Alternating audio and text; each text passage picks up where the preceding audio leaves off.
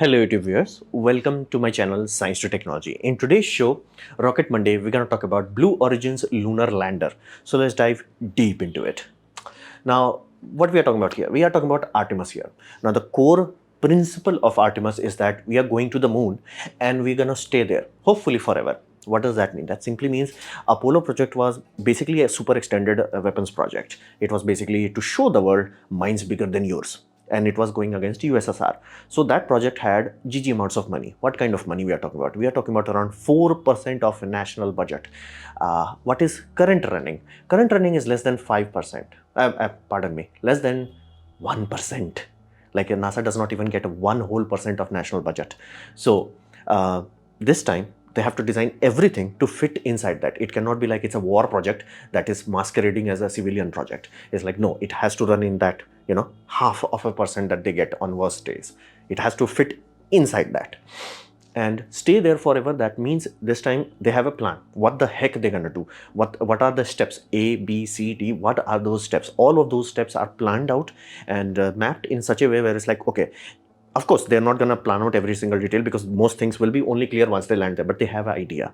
And the idea is the end game is having a base there that is permanently manned. Exactly like how we have ISS that is always manned, same way. Once ISS is created, once we had people there all the time. Now we are in a scenario where more and more space stations will be there. Like China has a space station and soon private space station will be launched. Then we'll literally reach a scenario where always, no matter what happens, there's always some human in space. Same thing we want with the moon. So it's not just like somebody went there and it's like they came back like a yo-yo. I want like somebody go there and stay there. We basically want to plant seeds there at this point in time. And it has to be safer and more sustainable. Now, safer aspect is you have to understand during war project, during we have to show minds bigger than yours, people are willing to take a risk. Like how much a risk? Well, lunar module was fragile. How fragile? I did this, it will punch through it. It was fragile AF. So that's not acceptable today anymore. So it has to be exponentially more safer. It was no longer just like, just go hope that it works. No, it has to be like, no, we know it will work even if 10,000 things goes wrong. It has to work. So safety vectors are much higher. Another aspect is it has to be more sustainable. Now, sustainable means in two ways. It does not directly translate to basically environmental sustainability, but it translates more to making hardwares that are just actually more than single use, meaning you land that, you bring it back, you launch it, you bring it back. Basically, this sort of way. And that should directly translate to more sustainable in terms of cost. That's the critical aspect here. They have to make sure everything fit inside 0.25% of a system. Why? Again, NASA also has other projects they have to keep running. So everything must fit inside that tiny slot of the budget that they know for a fact that no matter what happens, the government will always give us this much, and the whole project must run inside that slot. So what's the key here? What's the biggest change here? The biggest change is reusable vehicle. So SpaceX proved the world that reusable rockets are possible. Then they proved a recent milestone, that is they have 100 landing done. Past tense, done, old news. They did that. What does that prove to the world? Prove to the world, if you do not have reusable, you are on borrowed time. Flat out. It's not even a competition at this point in time. So reusable would be the core of it. But what about SLS? Now you have to understand, SLS was awesome for its intended date, meaning when SLS was signed, designed, agreed upon, budget was given. If it was launched at the scheduled time or even 1 or 2 years after that, it would have been like, damn, now it's garbage. Why? Because it's too behind schedule. Like basically Boeing just drank money at this point in time. So fundamentally, this is too late. So even NASA knows this for a fact. I right now that this is not a long-term solution. This is more of a getting started right now. Basically, we have this, we already spent money on it, just build it, just get it over with. Some people are planning to make a reusable out of this, not like come land and all that. Basically detonate a boom device in the bottom part and just disconnect the engine bell. Let's see if that works or not. Unlikely, but they are saying that they could plan to make it reusable because if they can save all the 4 engines, it still would be a good saving, so to say. But again, SLS is just a start. Even NASA knows this. What about Lunar Gateway? Lunar Gateway is basically a parking spot for the future. It's not intended to be the end game. It's just a parking spot. Basically, how ISS became the parking spot for basically low Earth orbit, and again, slowly over time, more and more space station came to be. Same thing supposed to happen on Moon, and basically, Gateway is supposed to be the first parking spot. Once you have that, hopefully, it will allow other things to become a bit more easier. be it communication, be it guidance, those sort of things should become a bit more easier. That's the idea of Artemis. Basically, these people would be the new pioneer who was going there to stay, or at least plant seeds that will grow there. Then we come to the daddy, the Blue Origin. Now, Blue Origin is not just Blue Origin, it's more of a team or group project, depending how you want to see it. So we have Blue Origin, we have Draper, we have Astrobotics, we have Lockheed Martin, we have Boeing, we have Honeywell Robotics. What does this mean? This simply means these people are people with deep pocket, like a really, really deep pocket, like they can sustain some budgets. On top of that, all of these people have serious history and experience and expertise in certain technologies, including weapon technologies, including hush-hush technologies. So they have some serious expertise. Like you cannot, dismiss them. Oh, they are not SpaceX. No, they have some serious horsepower, like some serious one. If they can apply that puppy, like we are talking some serious oomph there. And NASA has learned the hard way that thou shall not have single point of failure. That is one thing they have learned absolutely. Like no matter what happens, even if we have to pay triple the amount, we shall never, ever, ever have single point of failure. What does that mean? That simply means space shuttle was such a bad idea, such a bad design. Not only it had lethality, meaning it actually sent astronaut up, upper than where they're supposed to be, but it did do that, and it crippled USS so brutally that it cut USS what we call space wings, meaning there was a period of time, like years, where America could not go to space. It had space station, it had rockets, but it did not have any manned vehicle. It was like, Russia, can you please, I mean like, come on bro, please help us out. America learned it the hard way that no matter what happens, they will always have 2 or 3 or even as many as they can have. So no matter what happens, they should not have one point of failure. And it's again, from a long-term sustainability point of view, you do not also want monopoly. No matter how good SpaceX is right now, we do not know what it will be like, let's say 50 years from now. So you do not want monopoly. Like that's one of those things that's like, yeah, we really do not want it. So NASA has learned the lesson and is like, no, even if we have to pay triple that price, we will pay that. Now, one thing you have to say, whenever you are hearing about these terms like $2 billion, $3 billion, these are half the budget.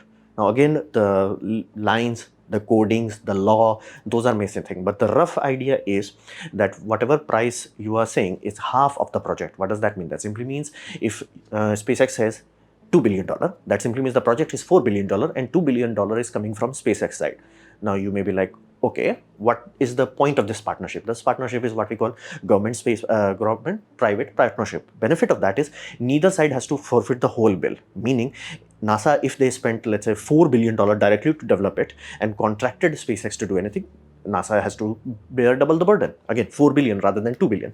But if NASA, SpaceX themselves have to develop it, they don't have like spare 4 billion, but they may have only 2 billion. So you combine both of them. So what's the advantage for SpaceX department? SpaceX department is like, okay, we're going to develop this. We're going to get the expertise from NASA. We're going to get some serious horsepower in terms of intellect and some help in terms of finance. We built a rocket. And NASA is a fixed customer. They do not have to worry about the customer. It's like, build it and they will come. That's not an issue. Bro, lined up. We already have lined up. That's good. On top of that, once the mission is over, once they have built the system, once the Artemis mission has been done, they do not have to retire it or be like, hey, government, it's government craft, nobody else can use it. No, it's a private craft, they can use it. Only deal would be NASA must get first seat, dips basically. And same goes with Blue Origin. If Blue Origin is asking $3 billion, that means their project cost is expected to be $6 billion. And they are supposed to give 3, NASA is supposed to give 3. And again, due to this is the easiest way to reduce load. And if Blue Origin is asking $3 billion, that simply means it's hurting them more than it's hurting you. So it's one of those things. Do not get too worked up about they're asking so much money. It's like SpaceX is far more mature company, like, which is ironic given the fact that it's the younger company, but it is far ahead in its development journey. So fundamentally, they are much more refined. So it is what it is. We got to deal with that. Now, SpaceX, no matter how good, it's still one. Like SpaceX, how many SpaceX is there? One, the end. So means backup must be there even if it's expensive. And not to mention, before this happened, basically the boom event, everybody was like SpaceX. Now they're like, yeah, we really should have backup. And I'm like, that's the whole point. And be mindful, Jeff Bezos is one of those guys that is like not the flashiest guy, but dude has deep pocket, like horrifyingly deep pocket, meaning so deep there is an actual chance, I'm not even making that, there is an actual chance before 2024 starts, he may have actually bought ULA. I hope it's a rumor, but there is an actual chance that have happened already. And dude's pocket has the another benefit. It's not Elon Musk's pocket where it's like, hui, hui, hui. It's like, I got this, bro. Like, I'm solid, bro. Like, I got this. Like, take all of these, puppy, and this guy's like, I got this. So that also gives NASA confidence, where it's like ups and downs is like this guy is much more stable economically speaking. So that also gives this whole grouping a concrete foundation, where it's like, daddy got it. So what about technologies here? Well, technology-wise, they are making a reusable lunar lander. Designs have been upgraded, and the idea is they're going to do docking. Now, be mindful, we have already done docking in Apollo project. That's the easy part. Hard part is refueling in space, and this is the critical aspect. And that's why I specified the lunar gateway is designed to be as a depot also, meaning it's going to be a place for astronauts to recharge, quote unquote, and then fuel to be added to the crafts that are going to dock there. Who's going to bring the fuel there? There's supposed to be another craft that will be launched soon, that will be the basically tether from low Earth orbit to lunar orbit. It's going to ferry fuels back and forth. Let's see what happens on that front over time. Now, what they have to prove, the core technology they have to prove, is long duration hydrogen storage. Now, be mindful, hydrogen storage is far more difficult than liquid oxygen storage, and far more difficult than liquid methane storage. So this is genuinely a difficult task. And this huge ass tank and these radiators, they are only there for the hydrogen puppy. Now, engines and thrusters supposed to run on oxygen-hydrogen mix. Now, this is a very big gamble that they are taking. The reason for that is, if they are only running on hydrogen and oxygen, meaning the refueling this puppy is far easier compared to refueling if you have to refuel three things. Meaning, if you have to get that shuttle that has to go back and forth to lunar orbit from Earth lower orbit, it, instead of having three giant canisters, it has to only have two giant canisters. Much easier. Like, you're throwing away one whole sector. It's like, hey, we do not need that monopropellant. It's desirable. Like, how desirable? SpaceX did the same thing. Their Falcon 9 requires T-tap for ignition. That is a third propellant that they have to carry. Like, exactly like how SR-71 needed it. So they are eating that part. What they are using in their current system, it's electrical ignition system. So meaning they are eating the 1/3 propellant that they have to have. So this is the same design here. Now, it's a big gamble, but if they really pull it off, this also extends to the future, meaning there is a very good chance that there is ice on the moon. There is a very good chance they will be able to extract it, and then it's a very good chance they can actually make rocket fuel out of it, as in like liquid oxygen and liquid hydrogen.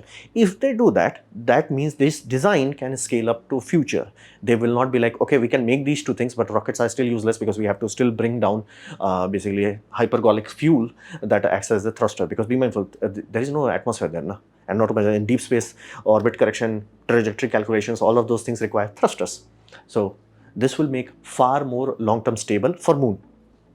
So it's actually good, from a long-term point of view, it's a good seed to plant. It's like, figure this puppy out right now. Once we reach in situ, we won't be like, okay, now we have to figure out how to make that, low pressure liquid hydrogen and liquid oxygen thruster. It's like, bro, we got this. We got this. Done. Problem sorted. And it will, this is much bigger than Apollo era, and it has airlock plus easy access to lunar surface. Now, easy is a relative term, but airlock is a very big deal, because back in the days, they had to depressurize the whole thing. The whole lunar module had to be depressurized, meaning you cannot stay inside. Everybody had to come out or wear suit. You can stay inside, but you have to wear suit because they had to be depressurized. Here, that means now people can stay inside, do things, and only one astronaut can go out if they need to. So this also makes it far more comfortable. So let's say some people are like, hey, spacesuit, because again, spacesuits are very tiring machines. You want your strongest big buff guy to handle that puppy. So you have your big buff guy doing things, and other people who are like comms operation, who are taking care of things. Stay inside. Like, there is no reason for you to put on suit, put off suit. Those things are extra hassle. So it's a really good approach, so to say. Some really true clever approaches that this guy is taking. So what about the spin-off? Now, this is where it gets really interesting. Right now, it's good, but spin-off makes it awesome. Why? Deep space cryogenic propellant storage is core technology for space colonization. Meaning, if you really want to do anything in space, be it moon, be it Mars, be it Lagrange point, if you have to do anything seriously, we gotta have basically propellant storage in space. So what's the hardest propellant? Hydrogen. Now, is there a benefit to that? Yes, there is some serious benefit of if we can manage hydrogen. Not to mention, there are icy asteroids. What we can get out of it? Hydrogen and oxygen. If we can store the hydrogen part, oxygen would be like, bitch please. Methane would be like, eh. So if we solve this, it's like problem sorted. So like in Blue Origin's own site, you can find this line: develop and fly solar powered 20-degree Kelvin. Yes, I know it's not supposed to say degree, but it's from their website. I just copy pasted it. 20 Kelvin cryo coolers. Now, 20 Kelvin cryocooler, that means it's damn close to absolute zero. Now, is it the coldest thing in outer space? No, that prestige goes to basically James Webb Space Telescope. That puppy goes to 4 Kelvin.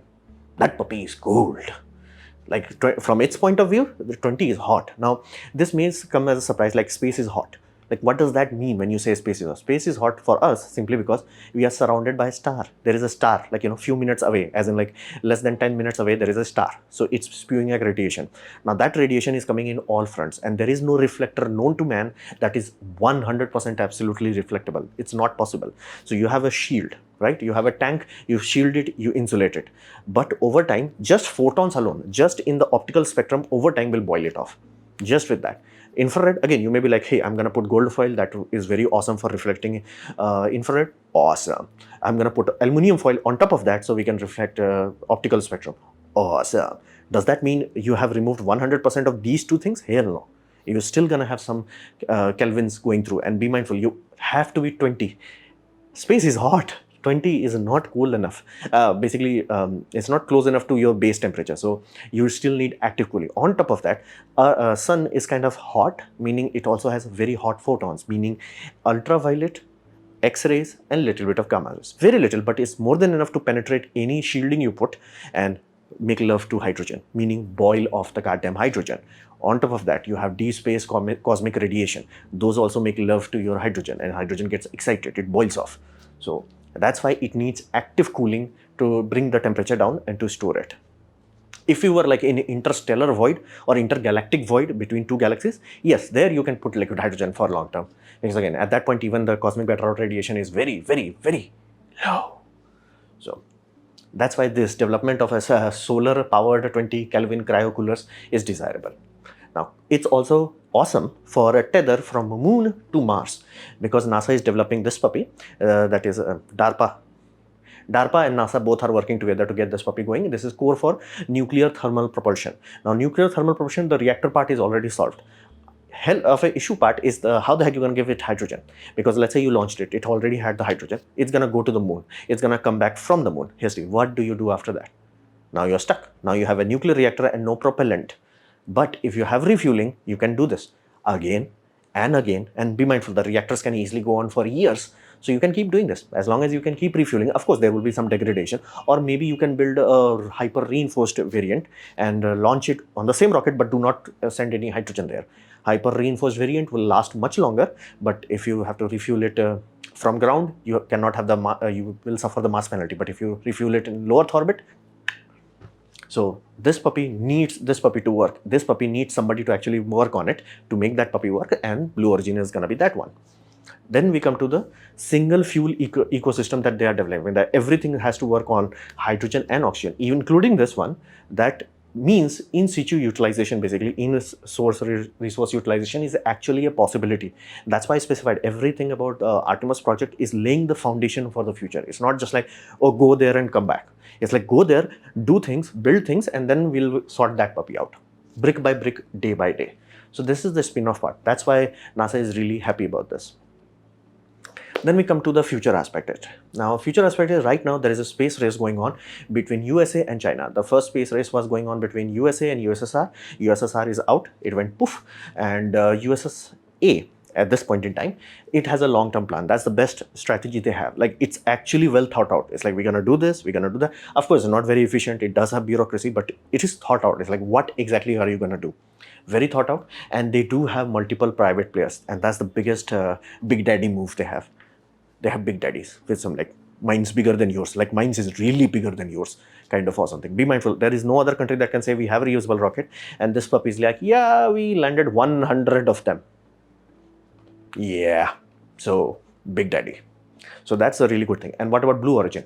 Blue Origin right now is exponentially behind schedule, but even they have very deep pocket. B, they do have good talents. And C, being slow does not mean they do not have technology. They have already built the technology, demonstrating the technology. And there is a very good chance in next 2 to 3 years, they will start to touch orbit. Once they do that, USA will literally go from barely having anything to having an awesome first party space company like this, SpaceX, to have a backup party that is like, I got this also. So if SpaceX is like, I'm overbooked, Blue Origin would be like, I got you. So that's really awesome. And on top of that, they also have a very long list of supportive nations. Now, what these nations can give them? Well, they may not be able to give you money, but they can easily just shut up and take this intelligence, meaning the intellectual property rights. Awesome. And then you also have to understand technical expertise is not something that is only in USA. It's spread out throughout the world. So those technical expertise requires national approval. They have that. So this is US's long-term arm. Like, what is the robotic arm in basically ISS? It's Canada arm. So you may be like, okay, all these nations have Russia there. Why the heck Russia is there? Well, it's what we call save the money asset, so to say, or save the gold. Yeah, I remembered it. Save the gold. So what happens whenever you have a nation going poof? Basically, Germany after World War II, it was going poof. So every country that had the brains was like, okay, we're gonna take the gold. What is the gold here? Intellectual property. What is the intellectual property there? Rocket scientists. Yeet them.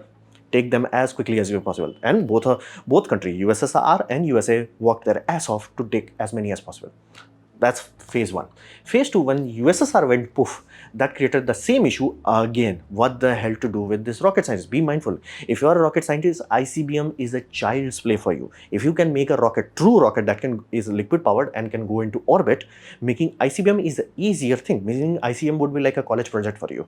So every country is like, what shall we do? So they created an idea with Russia. It's like, okay, we're gonna make an awesome thing known as this, and we're gonna give a fixed contract to you so you can keep selling us seats in your system and indirectly fund you also. So that kept those rocket scientists occupied, busy, and you were like, would a country do that? Yes, it's much cheaper than actually having CIA trying to do assassinations, and not to mention could risk a world war also.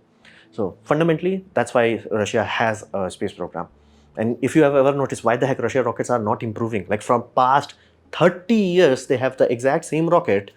That's the reason for it. It was a save Russian scientist kind of project. And not to mention, right now, China has CCP, China's Communist Party. Now, the most amazing part of them is they do not have bureaucracy, meaning I want high-speed train, they get high-speed train. There is no bureaucracy, no red tape, the end. Like that means if they really want to make a space station, they will make a space station. If they want to land on moon, they will land on moon. That's the most awesome part about having no bureaucracy. That means they are super duper hyper fast. Consequence, they're outdated, meaning all the technologies they have right now, it's already outdated. And again, SpaceX alone outdated him. They do not have any Methanol engines, and Methanol engines are really the next generation for low Earth orbit. So if you cannot go to low Earth orbit, you cannot do something amazing with low Earth orbit, what the hell you have? And not to mention, they do not have true long-term plan, because Xi Jinping is like a dictator, basic bitch dictator, and all his plans, like you can see his national address that he does every time he wins an election, is that he went from like prosperity, peace, and this. Now it's like war, we want even more war. I'm like, bro, you're gonna die. But again, all dictatorship, it's a common thing. It's like dictator comes, it's super smart, super awesome, but it has yes men around it, and then it always happens. Like so many times it's happened. It's funny. It's like, we're gonna take Taiwan. We're gonna take Taiwan. It's like, bro, take the moon. That's awesome. Don't worry on Taiwan. So, and not to mention, the only true supporter they have is Russia, not even India. So, and Russia went from like, we're gonna take over Ukraine in 3 days to fighting for like, how many days it has been by the time you're watching this video? There's a very good chance it's more than 400. So yeah, not good. So let's see what happens in this future. In long term, it's kind of fixed. In long term, many people are saying it's more of like USA is playing like, make sure that we are in the race not to lose. They may not win it, meaning China may able to put astronauts or taikonauts there first, but they will not be able to sustain it. And that's what SpaceX, NASA, Blue Origin, all of them are working together on this. It's like, no, we gotta go there and we're gonna stay there. Meaning, oh, you landed there. Cool. We're gonna make it a museum around you. Basically, that's what they want. Like, lose the battle but win the war kind of scenario. So let's see what happens in the future. It's gonna be interesting. So this was my presentation on basically the Blue Origin's selection. Hopefully you have liked it, learned from it. In that case, please click the like button, share it amongst your friends. That will help me a lot. If you didn't like it, didn't enjoy it, I urge you to press dislike, press it twice to show me extra disappointment. Please leave a comment because I do try to reply to all of them. Subscribe, press the bell icon if you're free, and as always, thanks for watching.